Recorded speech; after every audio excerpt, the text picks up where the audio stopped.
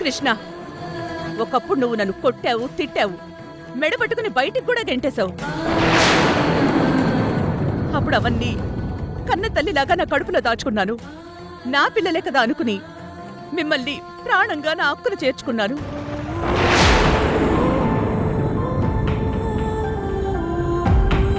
నేనేంటో, నా నిజాయితీ ఏంటో తెలిసి కూడా నాకు అబద్ధం చెప్పి మీ నాన్న చేత గతం గుర్తొచ్చినట్టు డ్రామా ఆడించి నన్ను ఇంతలా మోసం చేస్తారా?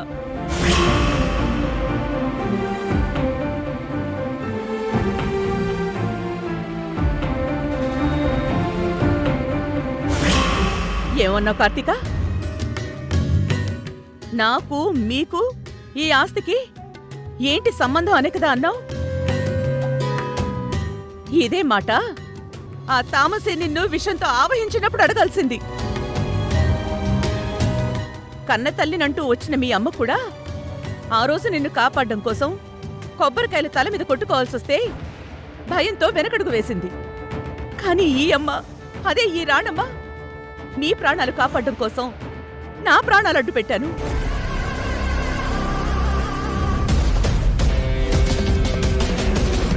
నిజానికి అప్పుడు నేను లేకపోయుంటే ఇప్పుడు నీకు ఈ ఆస్తి అంతస్తు ఉండేవి కావు. ఎలాగో చెప్పన కార్తీక, వర్షమాయిలో కృష్ణ ఎలాగో సగం ఆస్తిని తగలబెట్టేసేవాడు. మిగిలిన సగం ఆస్తిని నువ్వు నీ చెడలవాట్లతో తగలేసేదానివి.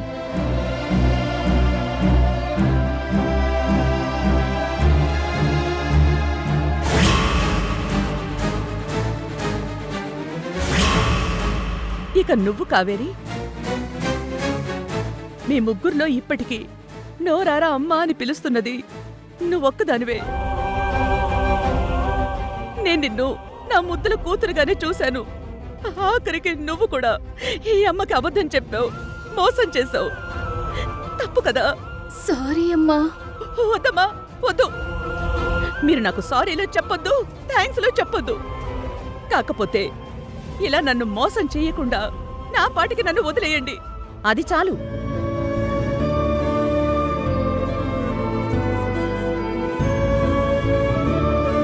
ఒకప్పుడు నేనే మీ అమ్మనని చెప్పి మీకు ద్రోహం చేశానని నన్ను నానా మాటలు అన్నారే, ఇప్పుడు మిమ్మల్ని అందరినీ నేనేమనాలి?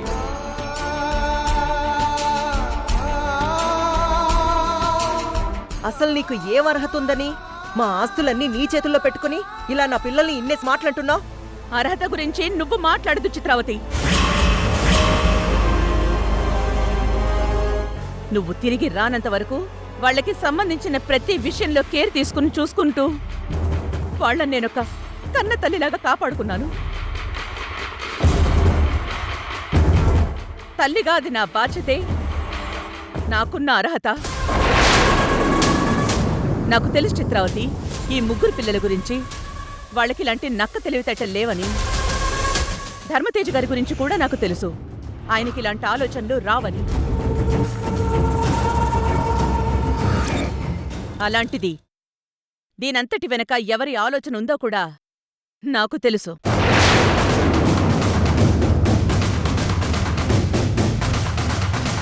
దీని వెనకుండి డ్రామా అంతా నడిపిస్తోంది నువ్వని కూడా నాకు తెలుసు. ఇందులో తప్పే ఉంది రాణమ్మా. మా ఆస్తి మేము రాయించుకోవడానికి ఏదో ఆలోచించి ఈ చిన్న డ్రామా ఆడాం. ఇందులో తప్పే ఉంది చెప్పు. తప్పే.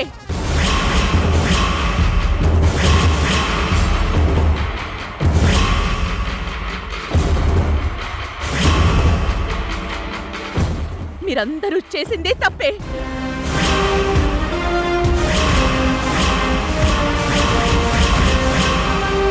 మీరు ఆలోచించాల్సింది ఏం చేస్తే ఈయనకి గతం గుర్తుకొస్తుందా అని, అంతేగాని ఇలాంటి పనికి మాలిన డ్రామాలు ఆలోచనలు చేయకూడదు. నా ముగ్గురు పిల్లలు దూరమై వాళ్ళు ఎక్కడున్నారో ఏం చేస్తున్నారో తెలియక ప్రతిరోజు ఈ తల్లి మనసు ఎంత తల్లడిల్లిపోతుందో మీకందరికీ తెలుసు.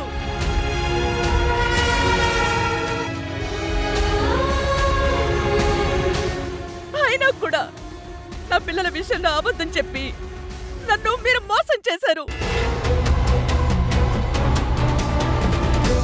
ఆ రోజు బోనాల్లో రంగం చెప్పినావిడ నా పిల్లలు బ్రతికే ఉన్నారని చెప్పేంత వరకు మీరు ఆడుతున్న డ్రామా గురించి నాకు నిజం తెలియక ఆశ్రమంలో ఉండాల్సిన నా పిల్లలు ఏమైపోయారోనని ఎంతో క్షోభను అనుభవించాను. దీనంతటికీ కారణం ఎవరు? మీరు మీరు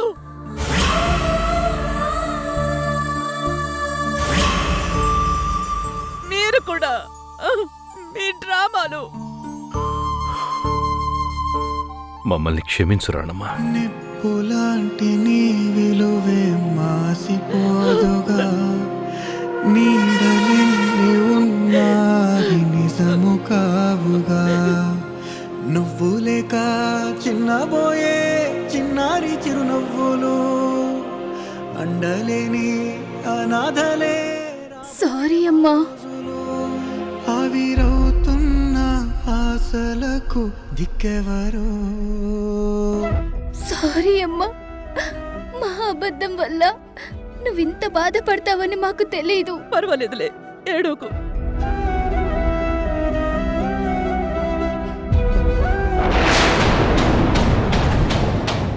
చిత్రావతి, చివరిసారిగా హెచ్చరిస్తున్నాను. ఇంకొకసారి ఆస్తుల కోసమో నీ అవసరాల కోసమో ఇలాంటి డ్రామాలాడితే నువ్వు ధర్మతేజ గారి భార్య అన్న సంగతి కూడా నేను మర్చిపోతాను. ఇంకా ఎక్కువ మాట్లాడితే ఎప్పటికీ ఈ ఆస్తిని మీకు దక్కకుండా చేస్తాను. జాగ్రత్త.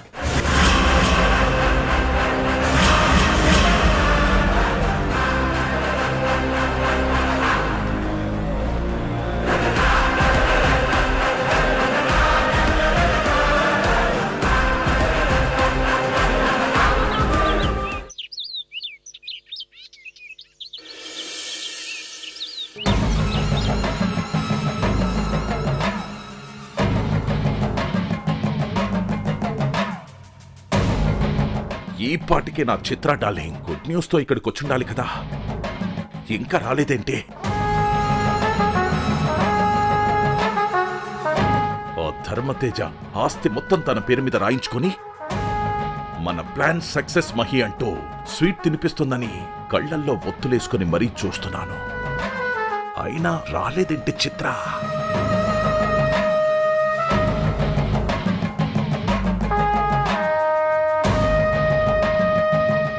ఏ మహేంద్ర, నన్ను కలవడానికి నా డార్లింగ్ వచ్చిందా? ఏమో మీ వాళ్ళెవరో వచ్చారు, పద బయటికి.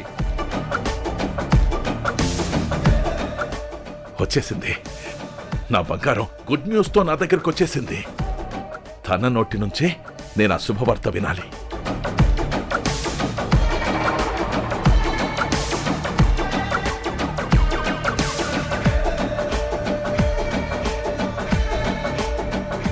చెప్పొద్దు చిత్ర, అప్పుడే నువ్వేం చెప్పొద్దు. ఎంత పెద్ద శుభవార్త ఇంత సింపుల్ గా చెప్పేస్తే ఎలా? ముందు నోరు తీపి చెయ్యి, ఆ తర్వాత నువ్వు చెప్పడానికి వచ్చిన ఆ గుడ్ న్యూస్ చెప్పు. అది కాదు మహి. అరే, ఒట్టి చేతులతో వచ్చావేంటి? స్వీట్ బాక్స్ కూడా తీసుకురాలేదా బంగారం? నేను చెప్పేది ఒక్కసారి విను మహి. సర్లే, ఎలాగైతేనేమి ఆస్తి మన చేతికొచ్చేసింది, నాకంతే చాలు.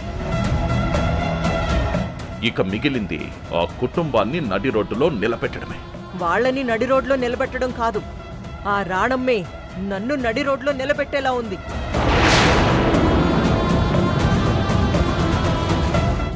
ఏంటి చిత్ర, ఏం మాట్లాడుతున్నావు?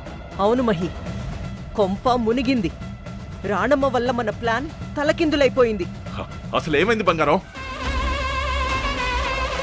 ఆగండి ధర్మతేజ గారు.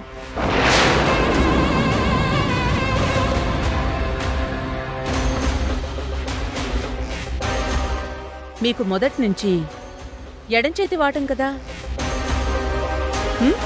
కుడి చేత్తో సంతకం పెడుతున్నారేంటి? రిజిస్ట్రార్ గారు, లాయర్ గారు, ధర్మతేజ గారికి గతం గుర్తుకు రాలేదు.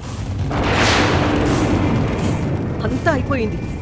ఇంకా ఆస్తి మొత్తం మనదే అనుకుంటున్న టైంలో ఆ రాణమ్మ మన ప్లాన్ని పసిగట్టినట్టు రిజిస్ట్రేషన్ కార్యక్రమాన్ని అర్ధాంతరంగా మధ్యలోనే ఆపేసింది. ఛీ! రాణమ్మా రాణమ్మా రాణమ్మా, మన ప్రతి పనికి అడ్డపుల్లా రాణమ్మే. అవును మహి, రాణమ్మ బతికుండగా మనకి ₹1 కూడా దక్కనిచ్చేలా లేదు. అలాగని ఆ రాణమ్మని చంపేద్దామంటే తను చనిపోతే ఆస్తి మొత్తం ఆటోమేటిక్ గా ట్రస్ట్ గా వెళ్ళిపోతుంది.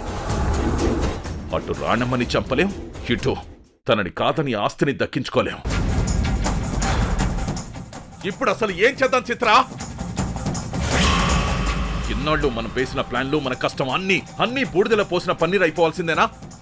ఇప్పుడు మనం ఓడిపోయినట్టేనా? టెన్షన్ పడకు మహి, ఈ చిత్రావతి అంత సులభంగా ఓడిపోయే ఆడది కాదు. ఆ రాణమ్మ అడ్డుపుల్లలు వేస్తే ఈ చిత్రావతి వాటితోనే రాణమ్మ అడ్డు తొలగిస్తుంది. అందుకు తగ్గ భయంకరమైన ప్లాన్ నా దగ్గర రెడీగా ఉంది. ఏంటా ప్లాన్? అది ఇక్కడ చెప్పే ప్లాన్ కాదు. ఆస్తి మనకి దక్కాలి, అదే సమయంలో ఆ రాణమ్మ పిల్లలు అందరూ మన కాళ్ల దగ్గర శవాల్లా పడుండాలి. అందుకు నా మైండ్ ఆల్రెడీ ఒక స్కెచ్ ఫిక్స్ అయిపోయింది. తొందరలోనే నా ప్లాన్ని అమలు చేస్తాను. నువ్వు ధైర్యంగా ఉండు మహి. నువ్వున్నావన్న ధైర్యంతోనే కదా చిత్ర డార్లింగ్, నా పగింకా పచ్చిగానే రగులుతుంది. ఏదేమైనా ఆ కేరళ జైలు నుంచి ఎస్కేప్ అయి ఇక్కడికొచ్చి తెలంగాణ పోలీసులకి చిక్కడం ఒక రకంగా మంచిదే అయింది బంగారం.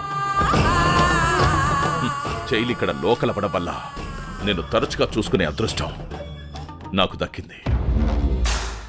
I miss you Mahi. Miss you బంగారం. ముందు నీ ప్లాన్ సక్సెస్ అయ్యేలా చూడు. ఆ తర్వాత నేను బయటకొచ్చే మార్గం చూసుకొని ఏదో ఒక రకంగా మనం కలిసి బతుకుదాం.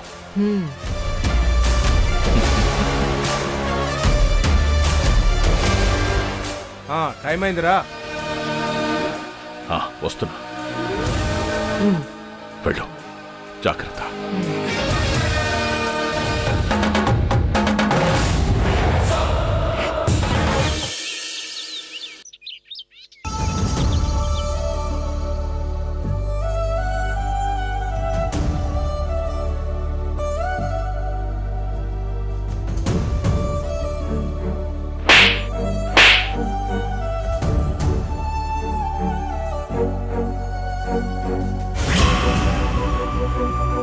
లవ్ డైవర్స్ తీసుకున్నట్టేగా, హ్యాపీయే కదా?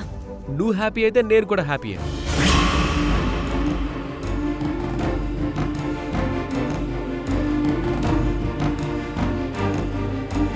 ఎప్పుడు అక్క కార్తిక కదా ఫోన్ చేసి రమ్మంటుంది. ఈసారి ఏంటి విచిత్రంగా చెల్లెలు కావేరి ఫోన్ చేసి రమ్మంటుంది? ఏమై ఉంటుందబ్బా? Hi madam. హాయ్ ప్రవీణ్. ఏంటి మేడం రమ్మని ఫోన్ చేశారు? అప్పుడు మా అక్కకు నీతో పని పడినట్టే ఇప్పుడు నాకు నీతో ఒక పని పడింది. ఇన్నాళ్ళు మా అక్క మాట విని నాకు తెలియని నా బాయ్ ఫ్రెండ్లా నటించి నాకు కళ్యాణ్కి మధ్య అపార్థాలు సృష్టించి మమ్మల్ని మాకు దూరం చేశావు కదా ప్రవీణ్. మేడం నాకంతా తెలుసు ప్రవీణ్. మేమిలా విడిపోవడానికి నువ్వు ఒక కారణమని నాకు తెలుసు. Sorry madam. నేనేమీ నీతో సారీ చెప్పించుకోవడానికి పిలవలేదు. ఇప్పుడు నాకు నీ హెల్ప్ కావాలి ప్రవీణ్. ఏంటో చెప్పండి మేడం, ఖచ్చితంగా చేస్తాను. ఇదివరకు మా అక్క చెప్పిందని నాకు బాయ్ ఫ్రెండ్గా నటించావు కదా, ఇప్పుడు నేను చెప్తున్నాను, కొన్నాళ్ళు నాకు బాయ్ ఫ్రెండ్గా నటించవా? ఏం మాట్లాడుతున్నారు మేడం? అవును ప్రవీణ్, నాకు ఈ మధ్య నిజం తెలిసింది. నాకంటే ముందు నుండే మా అక్క కళ్యాణ్ని ప్రాణంగా ప్రేమిస్తుంది. కానీ మీరు పుట్టించిన ఏ అపార్థం కూడా కళ్యాణ్ మనసులో నుంచి నన్ను దూరం చేయలేకపోయింది. అక్కని కళ్యాణ్ని ఒకటి చేయడం కోసం, నా ప్రేమని నా చేతులతోనే మొదళ్ళ వరకు నరికేయడం కోసం నాకు నీ సహాయం కావాలి. మీ అక్క ప్రేమ కోసం మీ ప్రేమను మీరే సమాధి చేసుకుంటారా? అవును. మా అక్క వచ్చి అడిగినప్పుడు లేని ఈ ఆందోళన ఇప్పుడెందుకు ప్రవీణ్? చాలా గిల్టీగా ఉంది మేడం. మీ అక్క మాట విని నేనెందుకలా చేశానని నా మీద నాకే అసహ్యం వేస్తుంది. మీ ఇద్దరి పవిత్రమైన ప్రేమ విడిపోవడానికి నేను కూడా ఒక కారణమని గ్రహించాక నా మనస్సాక్షి నన్ను చంపేస్తుంది మేడం. ఇప్పుడు పశ్చాత్తాపానికి టైం లేదు ప్రవీణ్. నీకెంత డబ్బు కావాలన్నా నేనిస్తాను. మా అక్క ఇచ్చిన దానికంటే ఎక్కువ డబ్బులు నీకిస్తాను. నాకు బాయ్ ఫ్రెండ్గా నీ యాక్టింగ్ అలాగే కంటిన్యూ చేయి ప్లీజ్ ప్రవీణ్. ఇంకేం ఆలోచించకు ప్రవీణ్, నేనే చెప్తున్నాను కదా, నటించు.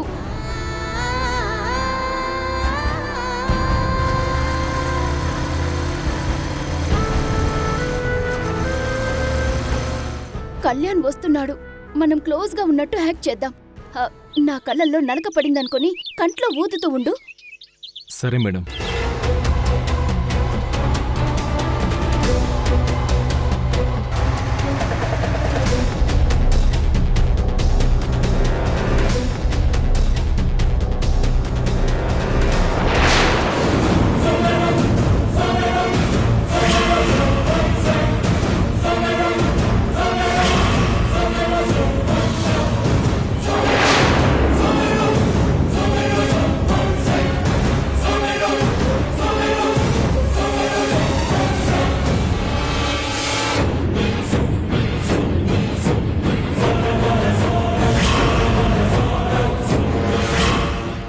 హే, బుద్ధి లేదా మీకు?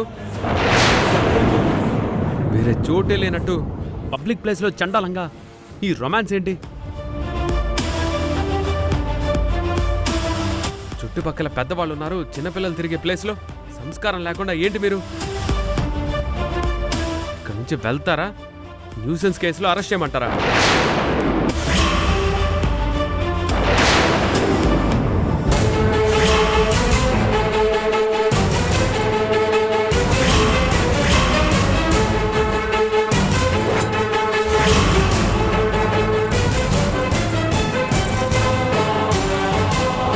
కావేరి, అయ్యో బావగారు మీరా?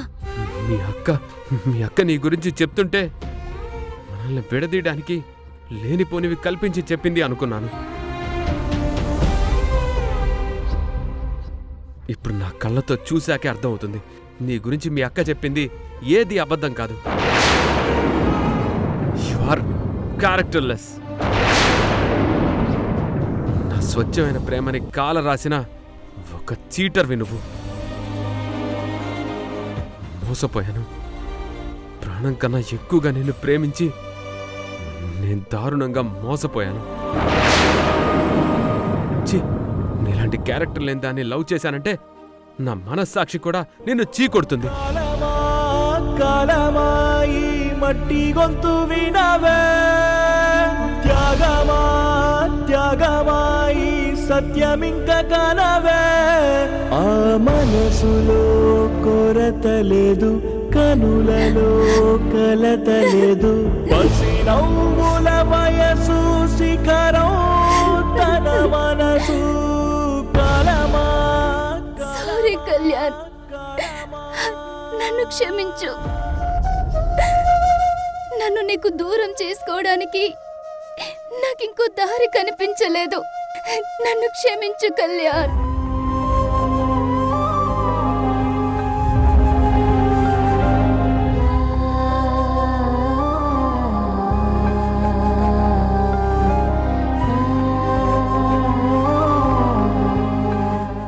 మేడం, వెళ్దామా?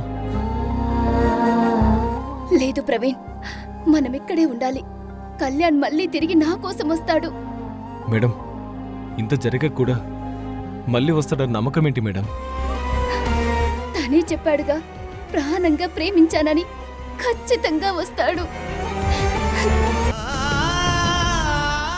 సార్, ఎప్పుడు అడిగినా ముందడిగితే నో చెప్పేవారు, ఇవ్వాలేంటి సార్? మీరే ముందుండి ఇలా ఎంకరేజ్ చేస్తున్నారు.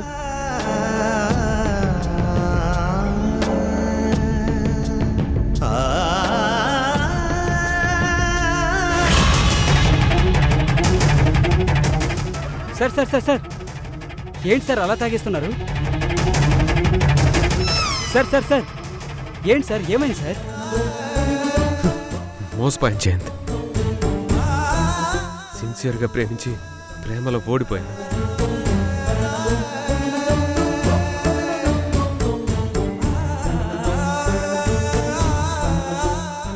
సార్ సార్ వద్దు సార్, అలా తాగద్దు సార్. బాటిల్ కింద పెట్టండి sir. Please sir. Sir sir please sir. Sir మిమ్మల్ని డిపార్ట్మెంట్లో చూశాను, బయట చూశాను, కానీ ఎప్పుడు ఇలా తాగడం నేను చూడలేదు సార్. బాధ జయంత్, నా బాధ నాతో ఇలా బలవంతంగా తాగిస్తుంది. గుండెల్లో ఒకటే మంట, నరకంగా ఉంది జయంత్. నీళ్లు కలపకుండా స్టఫ్ తినకుండా తాగారు కదా సార్, అందుకే అలా అయి ఉంటుంది. అందుకు కాదు జయంత్. ఇప్పుడేమన్నా మొదటిసారి జరిగిందా సార్? మరిలా కొత్తగా మీరు మందెందుకు తాగుతున్నారు? కంటికి రెప్పలా చూసుకుంటున్న ప్రేమే మన కళ్ళ ముందు మనల్ని నిలువున తగలబెట్టేస్తుంటే ఈ మందు కంటే నాకు వేరే మందు గుర్తుకు రాలేదు. కావేరి మీదున్న పిచ్చి ప్రేమతో నా కళ్ళు మూసుకుపోయాయి. ఇవాళ అవే కళ్ళు తెరిచి చూస్తే తను ఎలాంటిదో నిజం తెలిసింది.